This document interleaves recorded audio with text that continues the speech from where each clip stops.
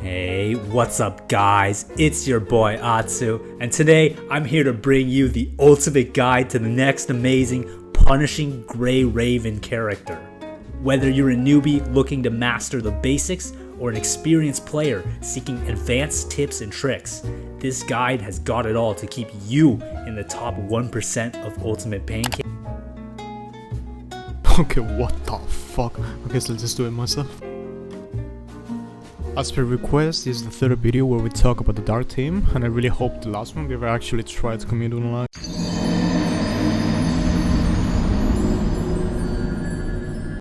This time we're gonna be talking about Scire, Scire or Scire, aka Darkalina, or in short, Darren, which I'll be calling here in this video. We will be looking into several aspects of the character, like build recommendations, character comparisons, and other patch related stuff. And of course, if you're interested in a certain topic, I will be timestamping everything, so it's easier to navigate. However, I do recommend watching the entire thing, as you'll be lacking important context otherwise. Yo, 久しぶり。別に嬉しかねえけどな。Darren is the third Dark tank newly added into the patch New Divide. She features incredibly high burst damage potential, as well as the ability to trigger lag calculation. If you don't know what lag calculation is, it's basically the ability to stop all stage timers, which include buffs applied to self, and also debuffs applied to enemies. As good as all of this can be, she comes with certain weaknesses, like system problems and the fact that her entire kit is locked behind a new sub-ranking system. With the introduction of the patch New Divide, a new sub-ranking system is implemented into the game, so all new characters will have ranks in between S, SS, SSS and SSS+, by adding the extra S5, SS3, SSS3 and SSS6. S representing the base rank, and the number representing the number of nodes of the current rank. After this update, you'll most likely start seeing people use a shortened metric to describe these ranks, so if you suddenly see 22.33, do not panic. Usually most teams are comprised by a main DPS, sub-DPS and a support, so the first means the number of ranks of the DPS, so in this case 2 means SS, the second 2.3 means the amount plus the sub-rank, so in this case we have SS3, and the final 3 which means SSS. There are certain cases where instead of 2.3 you'll see 2.1, but it's the same thing. Darren's damage is heavily split into 3 main attacks: Uppercut, Spin and Ultimate.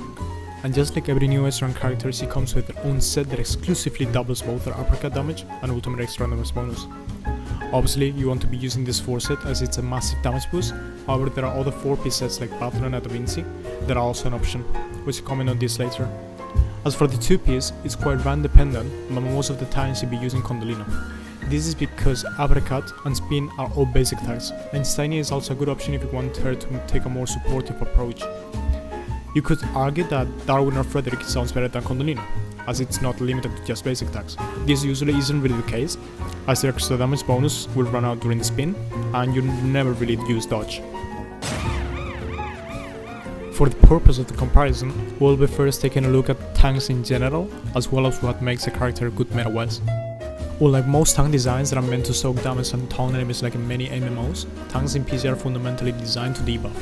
Their job is to increase the team's damage rather than to survive, sometimes also working as sub-DPS or main DPS in the team depending on the content. All tanks at S-rank gain the class ability to reduce enemies' extra damage reduction by 20%, many also offering the ability to reduce the elemental resistance, which further increases your damage. You can basically go from this into this.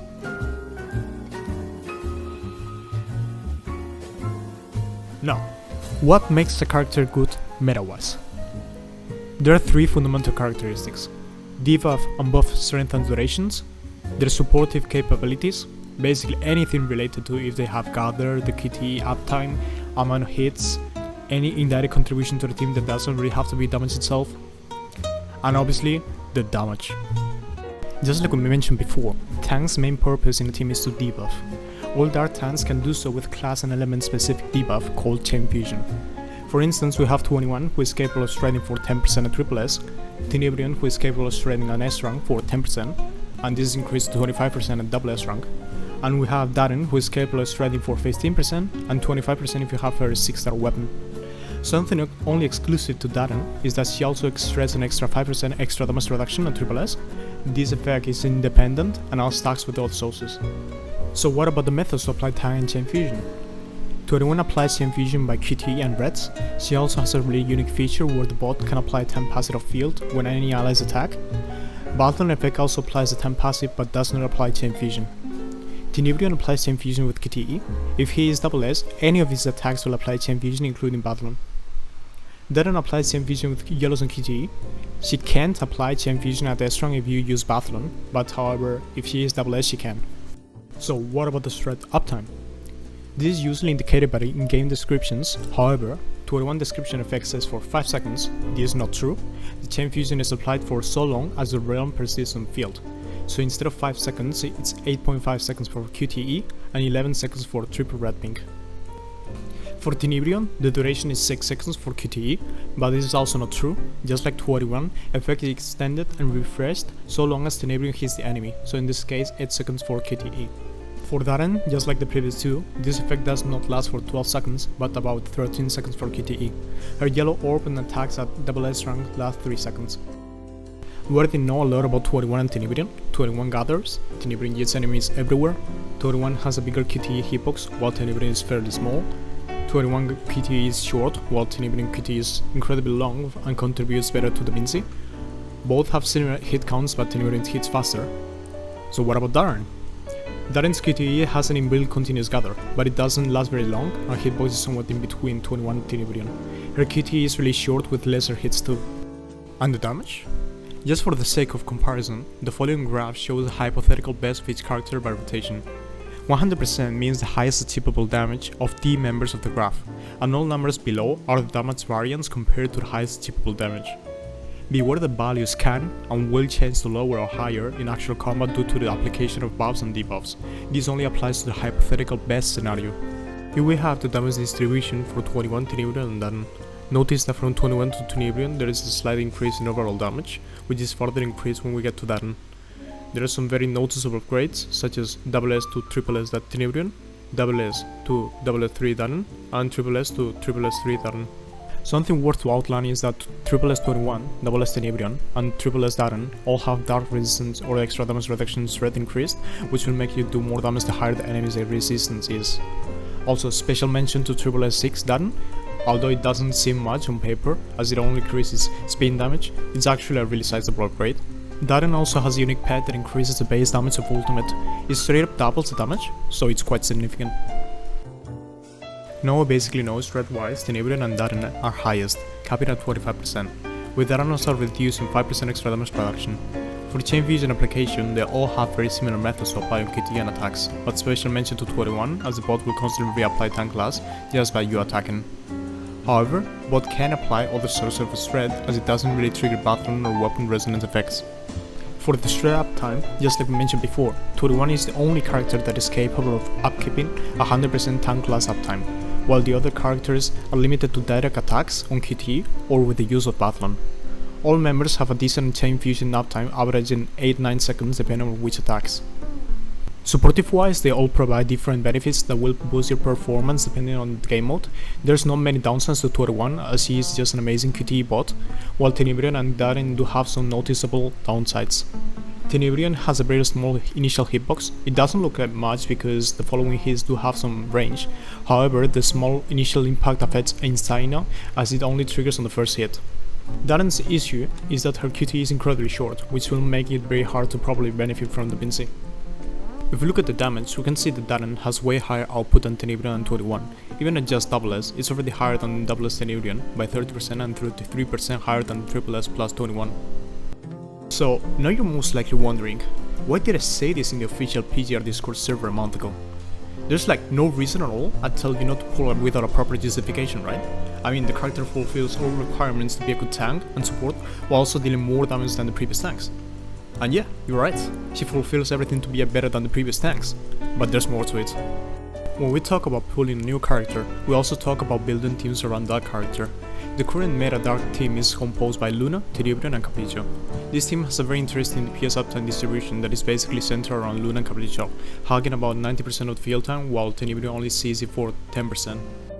This is also applicable for solo Luna runs, where Luna just basically starts and finishes on her own due to her amazing sustain.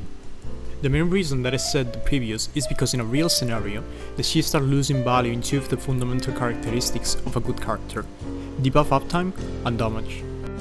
When you're playing Warzone, the higher you achieve, the more gold you will obtain. The faster you play, the faster you will reach higher waves, and the more optimal you are managing resources, the faster you will be able to play. Buffing and debuffing is an essential part of this, as your character gains insane benefits to be optimal. The first main issue about Darin is that the debuff application methods are fairly limited to just QTE only, as it's the only attack that has long-lasting effects for Luna and Capriccio to profit from. You are hard locked on a 9.5 second QTE cooldown with no actual persistence, meaning that she has a really hard time keeping up with debuffs on newer waves.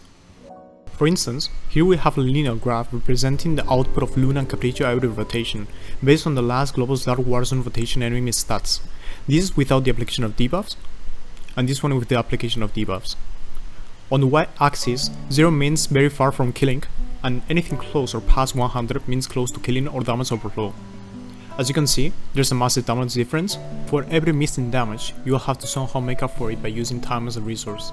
The not enough debuffs problem before that, when we used to use Tenebrion or Tenebrion, was by using Da Vinci, where we just force the tank again onto the field, or Battle as the lingering field deals damage over time, and it also applies some of the character effects onto the next wave, and extends them. I'm sure you will think, then we can just use Battle on her so we don't miss debuff uptime, right? In many cases that would be true, however this doesn't justify the second reason of the dilemma, the damage. In a Luna and SSS Capriccio team, the DPS distribution is fairly close for all two, where it's always worth to swap. Meanwhile, Tenebrion's damage is so underwhelming compared to both that he barely sees any field time. I mean, just take a look at this.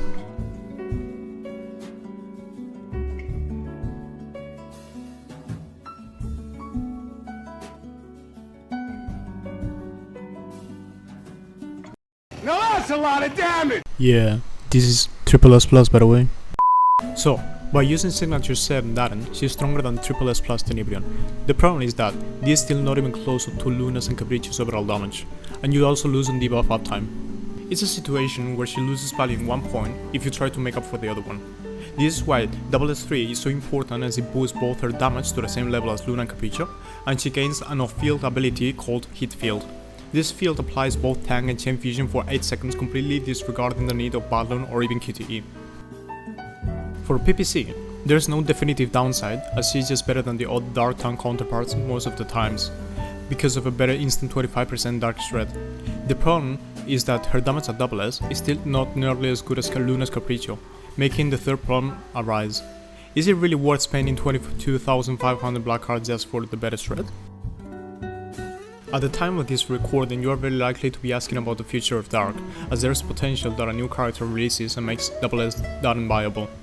Although it can be true, the fundamental characteristics of a character will still exist. If the new character is too OP, that means that the character will have more field uptime. If the character requires switching, that means you will switch to your second DPS, in many cases Capriccio being best. And if the character is equally as strong as Luna, the same will remain.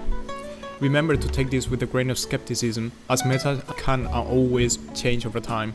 If there is ever a case where the new character makes Darin fully viable and requires further analysis, then I'll dedicate a video for it. Darin is a really good character that has insanely high bursting capabilities and lag calculation.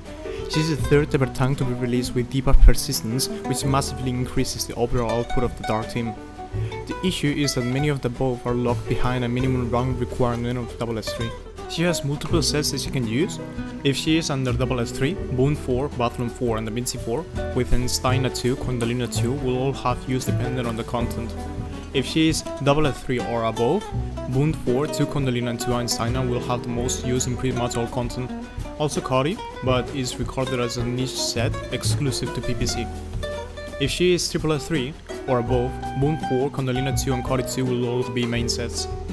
For any rank above SSS3 Darren, Condelina has the highest priority. She becomes the main DPS of the Dark team, as not even SSS plus Luna can match her burst potential. For anything between SS3 and SSS3, Einsteina will have little use, but if you're looking to provide more off-field support to the other members of the team, then it's also an option. For anything under SS3, main set will almost always be Einsteina, but if you're looking to DPS, then Condelina is still an option. For memory resonances, if you're using Boon, Core is best, otherwise use Class if you're using Buffalo or Da Vinci instead. For weapon resonances, priority depends on the ranks. If your Darren is SS3 or higher, Deadline Timing has the highest priority, otherwise Tenebrion Shock is a good alternative overall. Resonance Echo also helps to upkeep debuff uptime. A couple things to mention about Darren. If you're looking to profit from spin damage, or if you're using her below SS rank, you might notice that 2 spins are never enough to have full energy to ult. A trick to solve this problem is by letting her reach the highest altitude possible after the first spin. The higher you are from the floor, the more you can spin. Also for the PPC tryhards, Darren's initial uppercut causes hit lag when the first out of 3 attacks hit the enemy. If you want to be ahead a couple milliseconds, then try to position farther away so the initial impact doesn't hit the enemy. Don't worry about the damage, the initial impact damage is so low that you can consider it negligible. Some of you have asked for my personal opinion on whether you should pull the characters or not. You already know the answer to most of this, as I think I made it quite clear with the video, but basically, if you are not playing for meta, then yeah, totally. As having more units is always good for Babel, and prioritizing fun by acquiring new characters should be your main concern, as PGR is still a game after all. But as a meta player, she is not worth the black cards, if your purpose is only settling for SS. The cost benefit is rather low for a unit compared to the other elemental teams, to the point that even 281 can still be used even if you don't have Tenebrion. However, if you do have plans in the future to get her to SS3, then it is worth it as a massive damage boost, but ask yourself first, will getting Darren to SS3 cripple my funds to get Balter or other future units? For newer players that are using Astron and 281, Darren is a good alternative, but not an amazing improvement, especially when Anniversary is right around the corner with 100% selection banner. But if you do pull, remember to ask yourself, will it cripple my Balter funds or any other future units? Future Generation 2 attackers gain insanely high benefit from signature weapon and pets, to the point that a decent Balter with a decent physical team has way higher potential, so much to the point that in competitive game modes where you need the Dark team, physical team is gonna do better than SS Darren. I hope after watching this video you understood more than just simply who is better, but to also analyze the needs of a character and when to use them. If you still have any questions, you can always ping me in the official Discord server, as I would be glad to help you run free, or just drop a comment in the comment section. There is a small chance that I might stream Darren Pulse on the 14th of July 5 PM UTC+2 in YouTube, so if you wanna come say hi or have any questions, I'll be responding live by then. But until then, thank you for watching, best of luck in your Darren Pulse. Also at last, I want to give a huge shout out to all the people behind the scenes that have somewhat contributed to the making of this video, as it would have been impossible otherwise.